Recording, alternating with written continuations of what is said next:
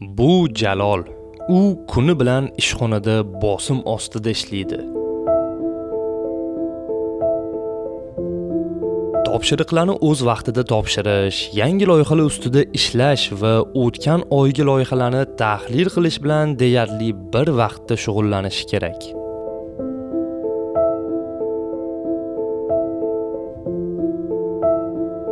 Har qancha charchagan bo'lmasin, hamkasblariga kulib javob berishga harakat qiladi. Chunki xo'jayinining aytishiga qaraganda u hamkasblari bilan jamoa emas, bitta oila.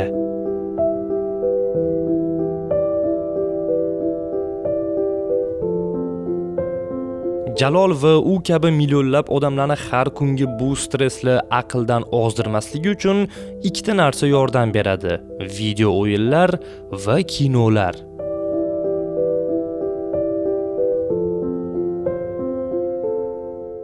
Bu ikki industriya bir-biriga bog'liq, bir-birini doim ilhomlantiradi va kino industriyadagilar o'z qarashlari bilan bir nechta katta o'yinlarni kino ekranlarga olib chiqishgan. Lekin hammasi ham muvaffaqiyatli bo'lavermagan. Bugun sizlar bilan video o'yinlar asosida suratga olingan filmlarga yana bir marta to'xtalamiz. Doimgidek sizlar bilan o'zbek YouTube'idagi eng kelishgan va eng kamtar bloger Kunduzi choy, shirinlik, pechenyelarni tayyor qilinglar. Bugun biz kinolar va o'yinlar olamiga sayohat qilamiz. Disclaimer: video davomida kinolarni ko'pini tanqid qilamiz. Chunki biz kino ekspertmiz vobsheti.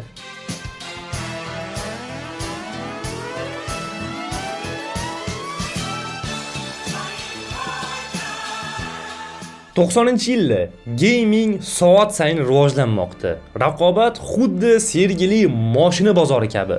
Endigina paydo bo'lgan industriyada hamma o'zini nimadir yangiliklarni qo'shishga harakat qiladi. 1996-yilda Core Design kompaniyasi o'zining shedevrini dunyoga taqdim qildi. Tomb Raider.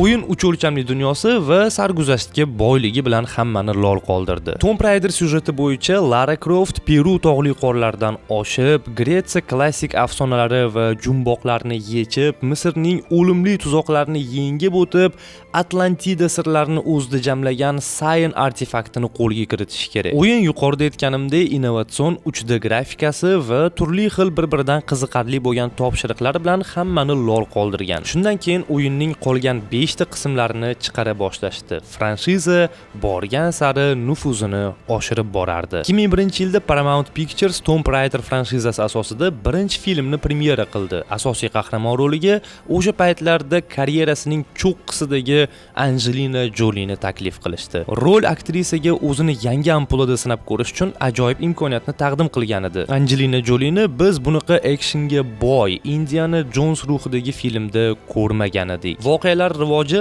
Lara otasidan qolgan antik soatni topib olishidan boshlanadi. Soat Tringle deb ataladigan artefaktni topishga yordam beradi. Tringle bilan siz vaqtni boshqarishingiz, zamonlar aro sayohat qilishingiz yoki o'lgan odamni qaytarishingiz mumkin. Bunaqa imkoniyat 5000 yilda bir marta sayyoralar muvozanatga kelganda bo'ladi. Lekin Tringle ikkita qismdan iborat va ular dunyoning ikkita burchagida yashirilgan. Artefaktni Illuminati allaqachon qidirishni boshlagan edi. Ular filmdagi asosiy antagonistlar.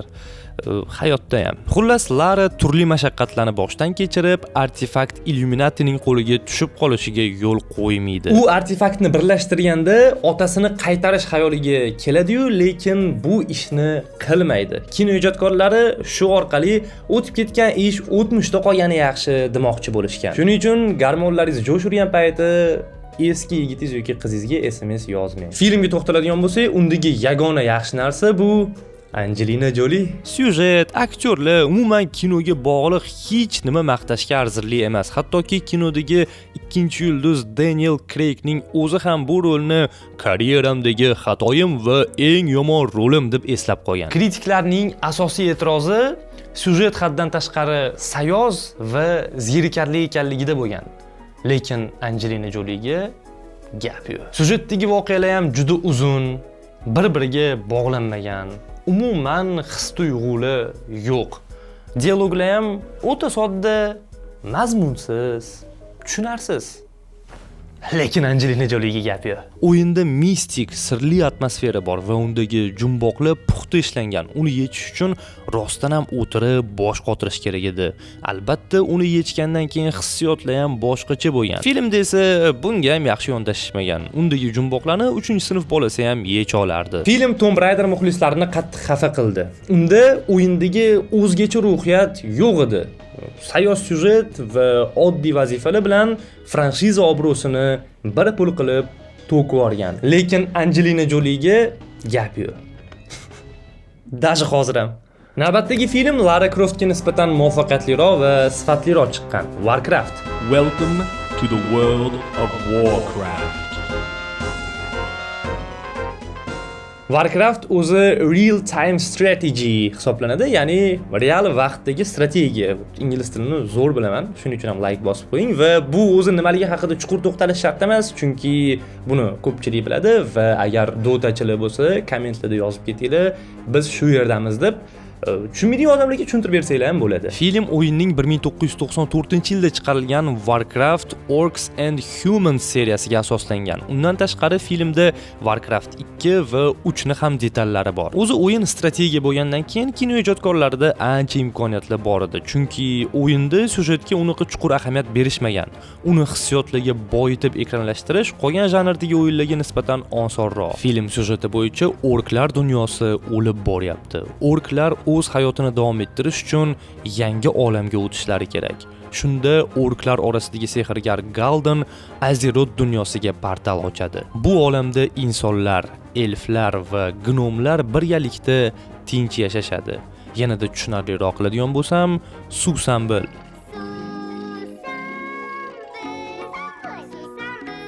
Orklar o'z joni va naslini saqlab qolish uchun Azerothga hujum qilishadi va katta urush boshlanadi. Kino shu yerga kelganda biroz qiziqlashadi, chunki orklar orasidan Durutin bosh ko'taradi. Uning fikri bo'yicha urush bu noto'g'ri qaror va tinchlik yo'li bilan kelishuv qilish mumkin. Yashavor Durutin, jamiyat sen bilan faxrlanadi. Ijtimoiy kreditiga 30 ball qo'shilsin. Xullas, film urush, xiyonat, adolat, matonat, jasorat va farosat kabi muhim mavzularni olib chiqqan. Filmga to'xtaladigan bo'lsak, juda unaqa yomon emas. Ayniqsa Dota ishqibozlariga orklarni haqiqiy hayotga olib chiqqani va reallikda ular qanaqa ko'rinishi mumkinligini ochib bergani yoqqan. Warcraft filmidagi muammolar Tomb Raider bilan deyarli bir xil. Syujetdagi voqealar oxirigacha ochib berilmagan yoki shunchaki speedrun qilib o'tib ketilgan. Dialoglar soxta, so'zlarni vazni yo'q, aktyorlar shunchaki taxta. Tomoshabinlarga qahramonlarning dardini yetarlicha ochib berisha olmagandi. Undan tashqari montaj va film tempida ham muammolar bor. Filmni ko'rar ekansiz, boya aytganimdek, speedrunni tomosha qilgandek bo'lasiz.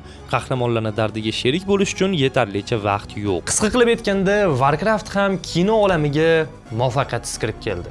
Kino tanqidchilar va umuman ommaviy madaniyatdagi fikr mana bunaqa edi. Warcraft bu shunchaki actionga boy, yaxshi grafikali, sayoz, oddiy film. Bu kino sifati qanaqadir aql bovar qilmas grafika bilan emas, yaxshi ssenariy, syujet, montaj tempini his qilish bilan baholanishini isbotladi. Bu xuddi uy shinamligi qanaqadir zamonaviy qimmat texnikalar bilan belgilanish emas. Eng asosiysi birinchi o'rinda did bilan chiroyli qilib qurilganida.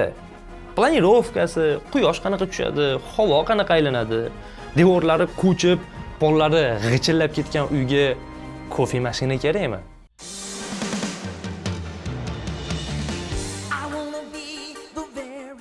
Pop madaniyatda Pokemonlar o'zining katta o'rniga ega. Pokemon 1996-yilda birinchi marta Game Boy uchun reliz qilingan. Shundan keyin 1 yil o'tib, undagi personajlardan biri Pikachu haqida anime serial ishlana boshlagan edi. Hozirgi kungacha Pokemonlar haqida 76 ta o'yinlar, 1300 dan oshiq anime epizodlari va bitta kinofilm suratga olingan. Bizda Pokemonlar qolgan joylarga solishtirganda ulardek mashhur emas. Bunga sabab ular haqidagi animelar o'zbek TVsida ko'rsatilmaganida deb o'ylayman. tipa ko'pchilikning fikricha anime bu такой tipa. Salom alaykum, g'alati odamlar ko'radigan narsa-ku. Detektiv Pikachu filmi chiqqaniga uncha uzoq vaqt bo'lmadi demoqchi edim-ku, lekin buni o'ylab qarasam, уже 6 yil bo'libdi. Film xuddi shunday nomdagi o'yin asosida suratga olingan. 2016-yilda Detektiv Pikachu nomli o'yin Pokemon muxlislariga taqdim qilindi. Bu o'yin bilan Pikachu yanada yaxshiroq ochib berilgan. Buni qarangki, unda yaxshi yumor hissi va intuitsiya bor ekan. O'yin va film syujeti deyarli bir xil. Ikkalasida ham bosh qahramon Tim Goodman. Voqealar Timning otasi detektiv Harry Goodman avtohalokatga uchrashi bilan boshlanadi. Avtohalokat bo'lgan joyda Harry Goodmanning jasadi yo'q edi. Hech kim uni qayerga ketganini bilmaydi. Aynan shuning uchun ham Timning o'zi bu jumboqni yechishga kirishadi. Pikachu esa uning qarshiligiga qaramasdan yordam beradi. Boya aytganimdek, o'yinni har xil hazillar bilan yanada yoqimli qilishgan. Filmda Ryan Reynolds Pikachuni shunchaki ideal darajada ovozlashtirgan. Pikachu va Tim bir nechta insonlar hamda Pokemonlarni tergov qilishadi. O'yinda puzzle, topshiriqlarni ishlashadi. Film oxiridagi plot twist esa hozirgacha tahlil qilgan kinolarimizdan har tomonlama ustun. Spoiler qilish niyatim yo'q. Agar nimadir ko'rishga qidirib yurgan bo'lsangiz, ko'ring.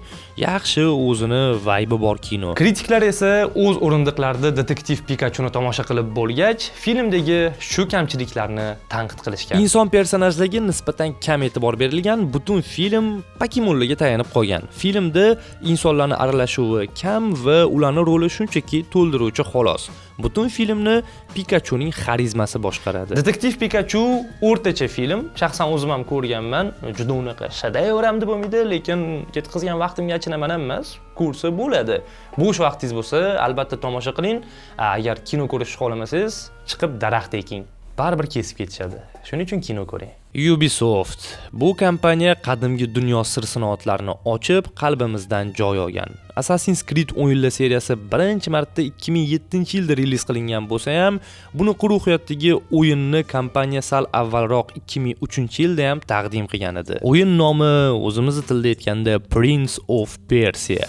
Inside the hourglass is a marvel that no living man has seen.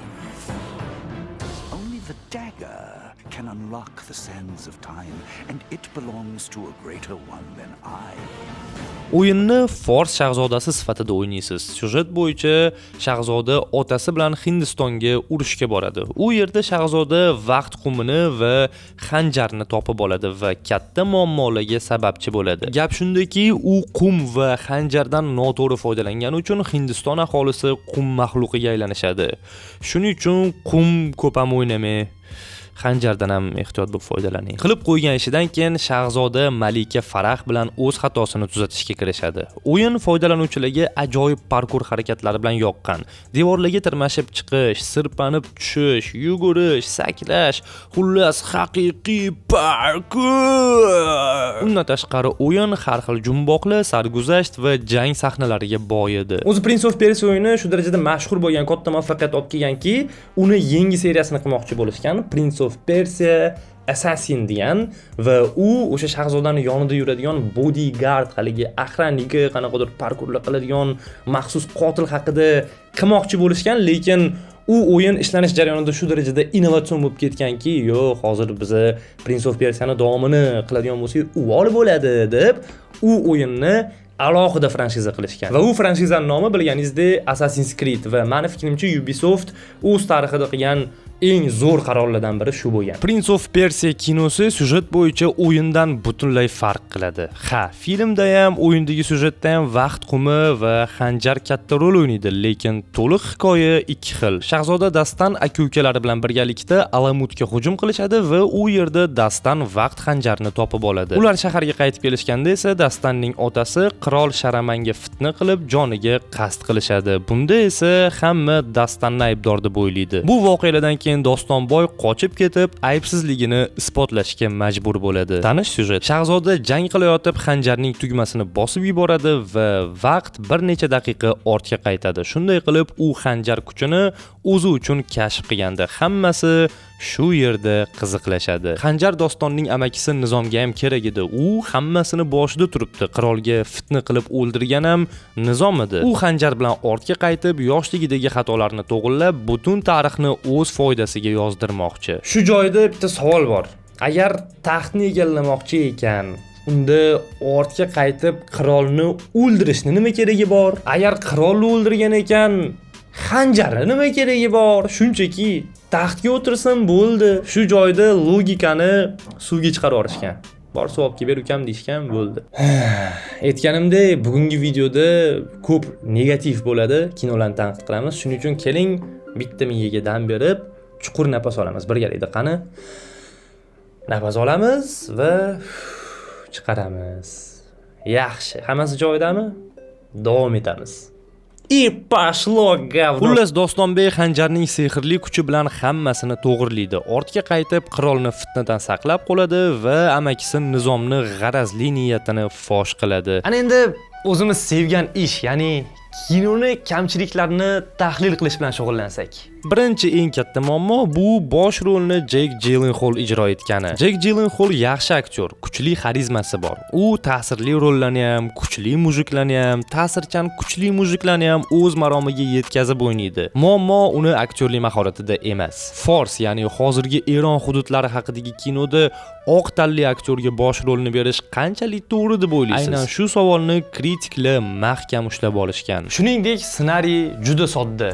Unda hech qanaqa o'yin ruhiyatiga mos jumboqli yo'q va umuman kinoni umumiy olib qaraydigan bo'lsak, bu shunchaki Gollivud ertagi. Taxtni egallamoqchi bo'lgan yovuz amaqi, yaxshi shahzoda, sehr jodu, yosh bolalar uchun o'qib beriladigan ertaklardan deyarli farqi yo'q. O'yin muxlislari ham hech bo'lmasa ozroq o'yinga yaqin syujet va muhitni kutishgan edi, lekin bu narsani olishmadi. Va ular ham xafa bo'lib qolishdi. Bugungi videomizni watchlist va playlistimizga yangi bitta qiziqarli serialni qo'shish bilan tugatamiz. Menimcha, qaysi serialligini ko'pchilik taxmin qilib bo'ldi. If you don't think there's hope for the world, why bother going on? You haven't seen the world. IGN 10dan 10, Steam 10dan 9, IMDb esa 10dan 9.7. Last of Us o'yinining birinchi qismi mana shunday baholangan. Kritiklar o'yinga Absolute Cinema, haqiqiy san'at asari deb izoh berishgan. The Last of Us rostdan ham shu maqtovlarga arziydi. GTA 5 bilan bir yilda chiqqan bo'lishiga qaramasdan, 2013-yilda yil o'yini mukofotini ham qo'lga kiritgan. Bu o'yinni o'ynamoqchi yoki serialni ko'rmoqchi bo'lganlarga hech qanaqa spoilerlarsiz tushuntirishga harakat qilaman. Ostin shahrida hayot tinch va bir tekisda davom etayotgan edi. Lekin qayerdandir zombiga o'xshash infeksiyalangan odamlar paydo bo'ladi va hammaga hujum qilishni boshlaydi. Kutilmaganda butun dunyoga virus tarqalib, odamlarni zaharlaydi. Shu pandemiyada bosh qahramonlardan biri Joel qizini va shuni ortidan hayotga bo'lgan qiziqishlarini yo'qotadi. Lekin Joelni hali ko'p sarguzashtlar va qiyinchiliklar kutib turgan edi. Unga Ellie ismli virusga immuniteti bor qizni Bostondan Salt Lake Cityga olib borish topshirig'i beriladi. Bo'ldi, o'ynamaganlar uchun qo'yanni saqlab qo'yamiz. O'ynaganlar esa juda yaxshi bilishadi hali insonni shokka tushiradigan katta voqealar sodir bo'lishini. O'yinning ikkinchi qismi ham birinchisidan qolishmaydi. Bu qismda siz yangi Abby ismli personaj bilan tanishasiz. O'yin ssenaristlari rus tilida aytganda juda ham smeli xod qilishadi. Xullas, Abby kimnidir o'ldiradi va siz Abbydan nafratlanishni boshlaysiz, lekin o'yin davomida siz Abby sifatida ham o'ynaysiz va u bilan yaqinroqdan tanishib, uning ham ichki kechinmalari, dardlarni his qilasiz. Serialga to'xtaladigan bo'lsak, u o'yinlarni qanaqa qilib ekranlashtirish bo'yicha yaqqol misol va qaysidir ma'noda metodika bo'lib ham ishlaydi. Bu narsa haqida hattoki kino tanqidchilar, kritiklar ham ijobiy gapirishgan. Nafaqat ijobiy gapirishgan, balki eng yaxshi video o'yin adaptatsiyasi deb izoh berishgan. Umumiy syujet o'yinnikidan chetlashmaydi, aksincha uni yanada to'ldiradi. Serialda aktyorlarning mahorati bilan personajlarning hissiyotlari yanada yorqinroq ochib berilgan. Ayniqsa Pedro Pascal Joelni shunchaki jonlantirgan. Ellie rolini ijro qilgan Bella Ramseyga to'xtaladigan bo'lsak, bizda boshqa variantlar ham bor edi, lekin nima ham derdik, Bella ham yaxshi, yomon emas. Baribir yana bir marta o'ylab ko'rishsa yaxshi bo'lardi deymanda. Angelina Jolie'ga esa gap yo'q. Serial va o'yin ikkala mavsumi ham bir xil. Ya'ni serialda o'yindagi hech qaysi narsadan uzoqqa qochmasdan deyarli to'g'ridan to'g'ri takrorlashgan, shunchaki Rejissyor serialda o'zini g'oyalari bilan yana ham uni boyitgan. Side character, ya'ni ikkinchi darajali qahramonlarga ko'proq ekran vaqti berib, ularni hayoti, dardi va arkasi yaxshiroq ochilgan.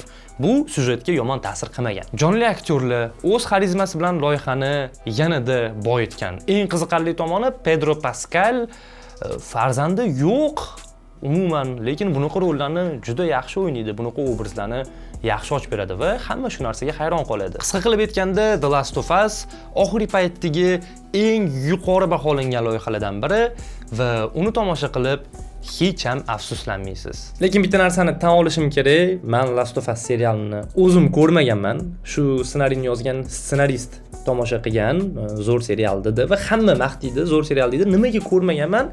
Chunki o'yinini o'ynamaganman. Nimaga o'yinini o'ynamaganman? Chunki meni PlayStationim bo'lmagan, katta o'yinni ko'taradigan kompyuterim ham bo'lmagan. Kompyuterlarga sekin chiqadi bu o'yin. 2 yil, 3 yilda, 2-3 yildan keyin уже hype yo'qoladi. Ko'p sabablarga ko'ra bu o'yinni o'ynamaganman. Lekin plus tomoni, men birinchi marta o'ynab ko'rib, keyin serialni tomosha qilib, shu haqida mana shu APG kanalida video ishlashim mumkin. O'zimga juda ham qiziq. Endi hozircha boshqa loyihalar ustida, boshqa videolar ustida ishlayapmiz, lekin agar xohlasanglar, qiziq bo'lsa, izohlarda yozib qoldiringlar. Last of Us haqida o'zimni shaxsiy qarashlarimga asoslangan video essay chiqarishim mumkindir balki. Video o'yinlar va kino bir-biriga parallel bo'lgan olamlar. Video boshida aytganimdek, ular doim bir-birini to'ldirib, bir-birini ilhomlantirib turgan. Kinoda siz rejissyorlik ishi, syujet va aktyorlik mahoratidan kayf qilsangiz, o'yinda o'sha voqeani ichiga kirib to'g'ridan-to'g'ri qatnashasiz. Syujet sizni atrofingizda sodir bo'ladi. O'ylaymanki, bugun siz qaysi kinolarni aniq ko'rmasligingiz kerakligi haqida bilib oldingiz. Agar video yoqqan bo'lsa, like va izohlar bilan shu narsani ko'rsatib qo'ying. Bu biz uchun juda ham muhim. Aytganimdek, shu like'larni yig'ib biz olib chiqib sotamiz va shu orqasidan pul topamiz. Sizlar bilan har doimgidek O'zbek YouTube'idagi eng kelishgan va eng kamtar bloger Kunduzi edi. Sog' bo'ling, salomat bo'ling, ehtiyot bo'ling. Samandarning o'g'li